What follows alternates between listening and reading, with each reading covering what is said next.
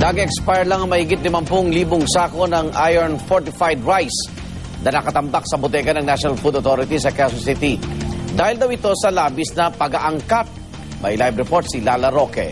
Lala.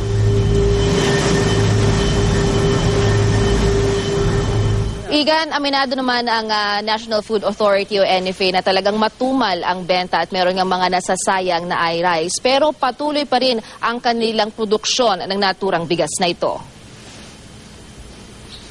Ayon kay NFA Manager Marciano Alvarez na mahigit 140,000 pa na kaban ng i-rice ang nakatakda nilang gawin. Tinatansya na lang daw nila ngayon ang produksyon ng naturang i-rice at ang 140,000 na kabanayan ay dapat daw maubos sa loob ng 3 taon. Ibig sabihin niya sa taong 2014 ay dapat ubos na ang benta nito ng i-rice na ito o yung mixed rice na ito. Kung hindi raw ay hindi pa naman niya masagot kung magiging ligtas pa itong kainin. Kailangan pa raw ng pag-aaral ng Food Development Center ng NFA. At aminado man si Alvarez na talagang mahina ang benta ng i-rice ay wala raw silang magawa kundi ipagpatuloy pa rin ang produksyon ng i-rice na ito o yung pagmimix ng iron fortificants sa mga natural na bigas. Narito ang kanyang pahayag.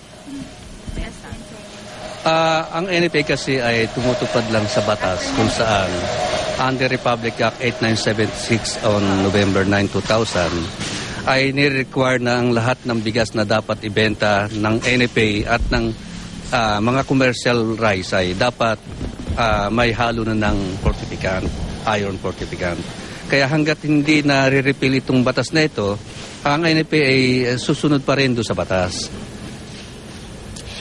Iganayon kay Alvarez na ngayon ay merong 450 na kaba ng i-rice ang narito ngayon sa NFA warehouse sa Visayas Avenue. Ang kanila naman ginagawa para iwas sayang ng mga i-rice ay yung pag meron daw order, saka lamang sila gumagawa. Igan? Maraming salamat, Lala Roque.